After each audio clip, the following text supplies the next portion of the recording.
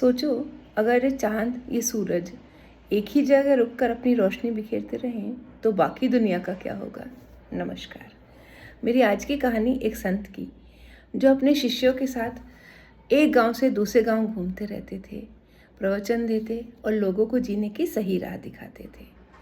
एक बार की बात, वो एक गांव में गए। शाम हो गई थी और प्रवचन देते देते वो लोग थक चुके थे। उन्होंने गांव वालों से आग्रह किया कि एक रात के लिए हम तुम्हारे गांव में रुकेंगे। अगर हमारे लिए थोड़ा सा खाने का प्रबंध हो जाए तो बड़ी कृपा होगी। गांव के लोग, जो सिर्फ अपने बुरे व्यवहार के लिए जाने जाते थे, उन्होंने खाना तो छोड़ो, उनको गांव में ठहरने तक की इजाज़त नहीं दी, बल्कि खदेड़ कर, भगा कर, मार कर उन्हें गांव की सीमा तक खदेड़ दिया। कोई बात नहीं, संत लोग थे, गांव की सीमा में ही उन्होंने जैसे तैसे वो रात काट ली।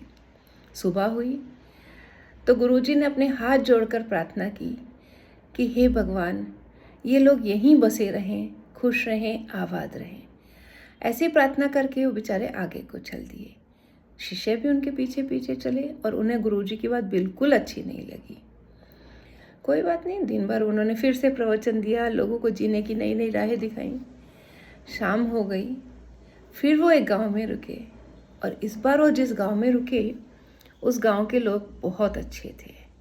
जैसे ही उन्होंने सुना कि कोई संत आए हैं अपने शिष्यों के साथ, सारा गांव उनकी आवभगत में लग गया। दौड़ दौड़ कर सबने सारे उनके अरेंजमेंट कर दिए, बड़ा अच्छा खाना खिलाया और एक गांव के बड़े से घर में उनके रहने की व्यवस्था कर दी। शिष्य और गुरुजी बहुत खुश हुए। अच्छी सी नींद आई, सुबह उठे। अब गुरुजी ने हाथ जोड़कर प्रार्थना की, हे भगवान, मैं आपसे प्रार्थना करता हूँ, इस गांव के लोग खुश रहें, आबाद रहें, पर उजड़ जाएं, जहाँ तहाँ बिखर जाएं। अब तो शिष्यों की उत्सुकता का कोई ठिकाना ही नहीं रहा।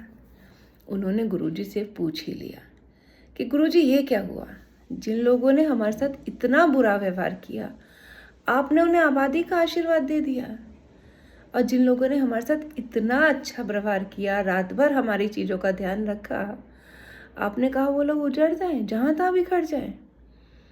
तो गुरुजी ने मुस्कुराते हुए कहा, देखो, पहले वाले गांव के लोग जहाँ भी जाएंगे सिर्फ बुराई फैलाएंगे और ये संसार बुरे लोगों के एक अड्डा बनकर रह जाएगा।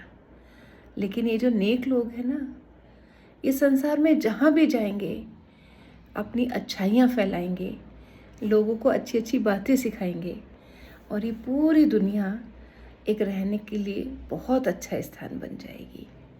इसलिए मैं चाहता हूँ ये लोग जगह जगह फैल जाएं और अपनी अच्छाई से सारी दुनिया को रोशन करें। शिष्यों को गुरुजी की गहरी बात समझ में आ गई। इसीलिए कहते हैं, जुगनू बनकर जंगलों में ना रहो, सूरज बनकर पूरे संसार में रोशनी फैलाओ। नमस्कार।